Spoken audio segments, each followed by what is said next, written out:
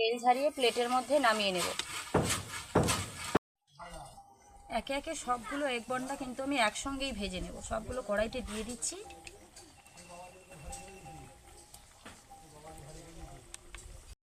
বানানোর আগে ডিমটাকে এইরকমভাবে লাল লাল করে ভেজে নিতে হবে।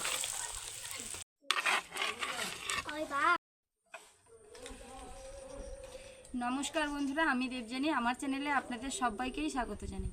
প্রত্যেক দিনের মতো আজকেও একটা অসাধারণ রেসিপি আমি আপনাদের সঙ্গে শেয়ার করব। ডিম আমরা প্রত্যেকে বিভিন্ন রকমভাবে খেয়ে থাকি, কিন্তু আজকে ডিম দিয়ে এমন একটা রেসিপি বানাবো, একবার খেলে বারবার খেতে ইচ্ছে করবে।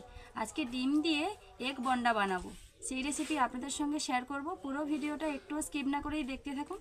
খুব সহজ পদ্ধতিতে বানিয়ে আপনাদের দেখানোর চেষ্টা করব। আশা করছি আমার ভিডিওটাও আপনাদের ভালো লাগবে। যদি ভালো লেগে থাকে অবশ্যই আমার চ্যানেলটিকে সাবস্ক্রাইব করে আমার পাশে থাকবেন। চলুন শুরু করা যাক। এগ বন্ডা বানানোর জন্য কি কি মশলা নিয়েছি, কিভাবে বানাতে হবে, সমস্ত কিছু শুরু করা যাক। বন্ডা বানানোর জন্য আমি এখানে প্রথমেই 10টা ডিমকে ভালোভাবে সেদ্ধ করে নিয়েছি। এইবার ডিমগুলোকে ছাড়িয়ে নেব।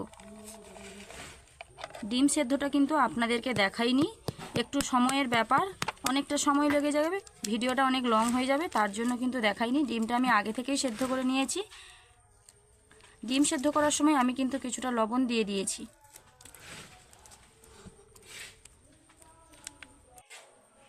ডিমগুলো তো ভালোভাবে ছাড়িয়ে নিয়েছি। এইবার এগ বন্ডা বানানোর জন্য একটা বেসনের ব্যাটার মাখাতে হবে। তার জন্য কিন্তু আমি এখানে বেসন আর কিছু মশলা নিয়েছি। প্রথমেই বেসন দিয়ে দেব পরিমাণ মতো। একটা পাত্র নিয়েছি, তার মধ্যে বেসন নিচ্ছি। ডিম অনুযায়ী বেসন নিতে হবে, আর বেসনটা একটু বেশি নিতে হবে, কারণ এই ব্যাটারটা একটু মোটা হবে। তার জন্য আমি বেসন নিয়ে নিলাম। এখানে কিন্তু প্রায় 100 গ্রাম মতো বেসন রয়েছে। তার মধ্যে দিয়ে দেব হলুদের গুঁড়ো, দিয়ে দেব লবণ, ঝালের জন্য লাল লঙ্কার গুঁড়ো, একটু লঙ্কা গুঁড়োটা বেশি দেব কারণ এই এগ বন্ডা ঝাল ঝাল খেতে ভালো লাগে। দিয়ে দেব কিছুটা গরম মশলার গুঁড়ো, আলাদাই স্বাদ আসবে গরম মশলার গুঁড়ো দিলে। এখানে আমি 1 প্যাকেট ম্যাগি মশলা নিয়েছি, ম্যাগি মশলাটাও দিয়ে দেব। ম্যাগি মশলাটা কিন্তু যে কোনো ধরনের তেলে ভাজাতে খুব ভালো স্বাদ লাগে, তার জন্য দিলাম। কিছুটা কাশ্মীরি লঙ্কার গুঁড়ো দেব, খুবই সামান্য। শুকনো উপকরণগুলো প্রথমে মাখিয়ে নেব, তারপর জল দিয়ে একটা মোটা ব্যাটার বানিয়ে নেব। অল্প অল্প জল দিয়ে কিন্তু ব্যাটারটা বানাতে হবে। খুব বেশি জল একসঙ্গে পড়ে গেলে পাতলা হয়ে যাবে, তাই অল্প অল্প জল দিয়ে কিন্তু মাখতে হবে।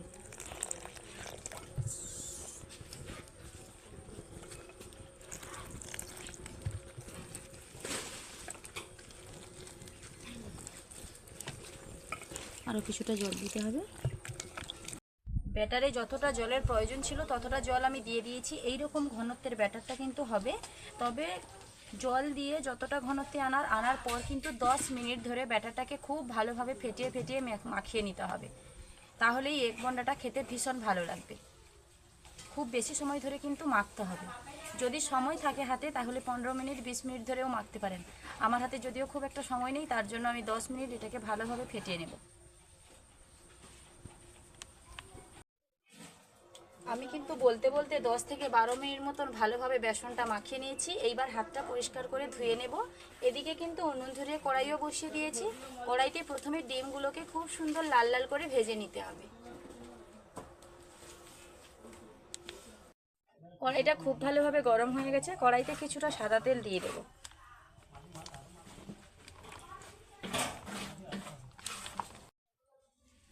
তেলের মধ্যে কিছুটা কাশ্মীরি লঙ্কার গুঁড়ো দিয়ে দেবো, যাতে ডিমটা খুব সুন্দর লাল লাল কালার আসে।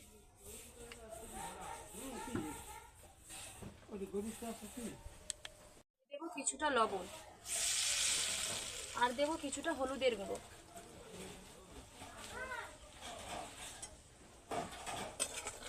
খুন্তি দিয়ে হালকা নেড়ে নিলাম। এইবার সেদ্ধ করে রাখা ডিমগুলো একে একে দিয়ে দেব।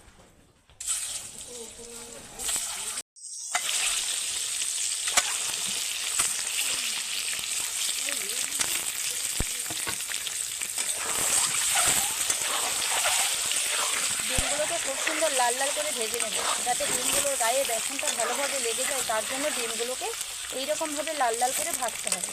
যদি না ভাজা হয় তাহলে কিন্তু বেসনগুলো গায়ে লাগবে না। ডিমের গাটা কিন্তু এমনিতেই একটু প্লেন হয়, তার জন্য ভাজার কারণ কিন্তু এটাই, কোনটা বানানোর জন্য যতটা ডিমগুলো ভাজার প্রয়োজন ততটা আমি ভেজে নিয়েছি। এবার একটা ছান্তা দিয়ে প্লেটের মধ্যে একে একে ডিমগুলো তুলে নিতে হবে, হালকা তেলটা ঝরিয়ে নিতে হবে। ডিমের চপ আমরা অনেকেই খেয়েছি, অনেক রকমভাবে বানিয়েছি, তার থেকেও এটা কিন্তু ভীষণ মজার স্বাদের।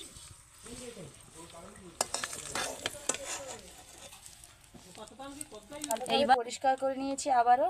এইবার এগ বনটা ভাজার জন্য সাদা তেল বেশ কিছুটা দিয়ে দেবো, বেশ কিছুটা কিন্তু দিতে হবে, যেহেতু এগ বনটা বানাবো এগগুলো কিন্তু ডোবার মতন করেই তেল দিতে হবে।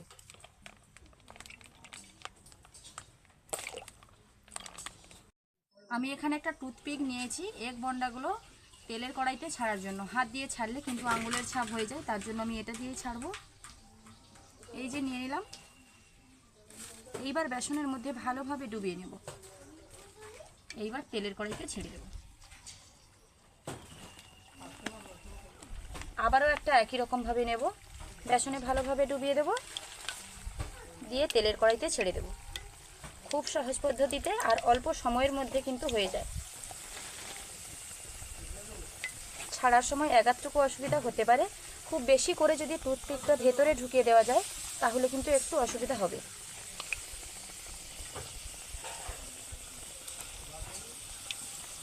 বেশ অনেকগুলো কিন্তু একসঙ্গে ভাজা হয়ে যাবে।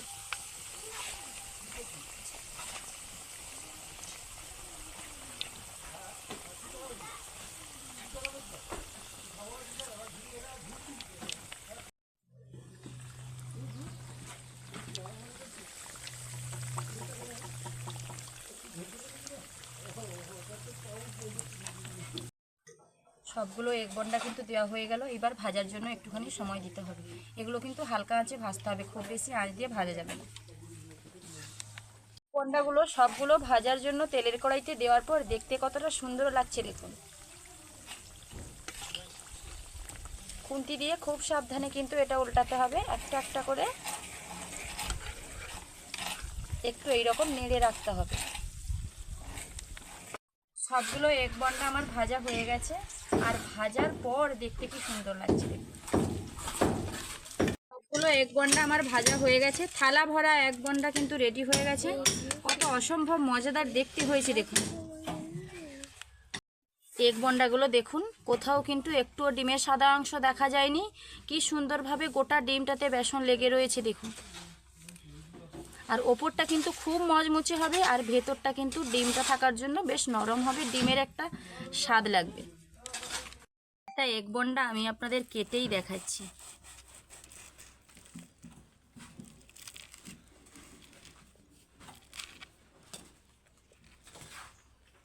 ভেতরটা দেখুন, ভেতরটা একদম সুন্দর নরম ডিম কুসুম রয়েছে, ওপরটা কি মচমচে, তাহলে কত সুন্দর খেতে লাগবে বলুন তো।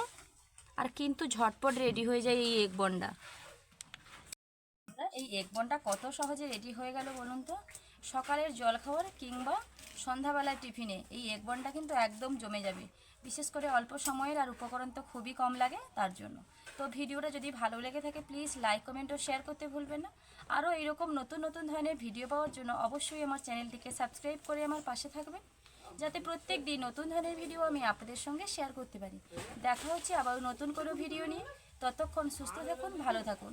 ভিডিওটা এখানেই শেষ করছি, আজকের মতন টাটা।